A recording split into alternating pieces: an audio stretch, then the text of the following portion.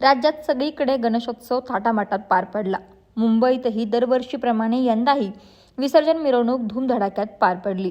पण मुंबईची शान आणि कोळी बांधवांचा नवसाचा राजा म्हणून ओळख असलेल्या लालबागच्या राजाच्या विसर्जनाला जवळपास 8 तास उलटले तरी विसर्जन झालं नाही. मुंबईत सुरू असलेली पावसाची रिपरिप आणि उसळलेल्या लाटांमुळे राजाचं विसर्जन करण्यात अडचणी आल्या. त्यामुळे लालबागच्या राजाच्या विसर्जनाला कोणतं विघ्न आलं याची चर्चा सुरू झाली. यातच बदललेली प्रथा हे देखील कारण असल्याची चर्चा होऊ लागली. आता ही प्रथा कोणती पाहूयात. झालं असं की अनंत चतुर्दशी दिवशी लालबागचा राजा गिरगाव चौपाटीच्या दिशेने मार्गस्थ झाला. दरवर्षी मुंबईतील मोठ्या आणि 11 दिवसांच्या गणपतीची विसर्जन मिरवणूक अनंत चतुर्दशीला निघते आणि त्याच रात्री बऱ्याच मंडळातील गणपतींचं विसर्जन होतं. तसेच लालबागच्या राजाचे विसर्जन अनंत चतुर्दशीच्या दुसऱ्या दिवशी म्हणजेच पहाटे सकाळी होतं. मात्र आज सकाळी 8 वाजता लालबागचा राजा मुंबईतील गिरगाव चौपाटीवरती दाखल झाला. पण 8 ते 9 तास उलटले तरी लालबागच्या राजाचे विसर्जन झालेलं नव्हतं. महत्त्वाचं म्हणजे यावर्षी राजाच्या विसर्जनासाठी गुजरातवरून अत्याधुनिक तराफा मागवण्यात आला होता.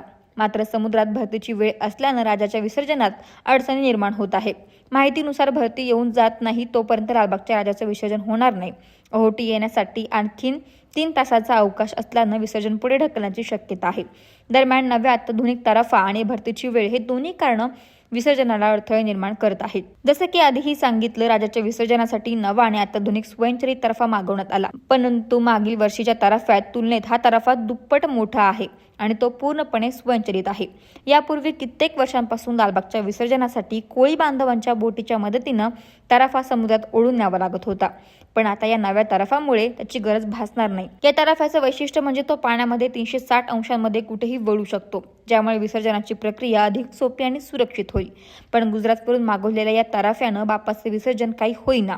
कोळी बांधवांची जी जुनी पद्धत होती त्याच पद्धतीने लालबागचे विसर्जन दरवर्षीप्रमाणे होत होतं आणि त्यात कोणतंही विघ्न असं काही येत नव्हतं. परंतु आता स्वयंचलित आणि गुजरातवरून मागवलेला तराफा सुद्धा लालबागच्या राजाच्या विसर्जनामध्ये अडथळा निर्माण करते. त्यामुळे एकच चर्चा सुरू झाली आहे.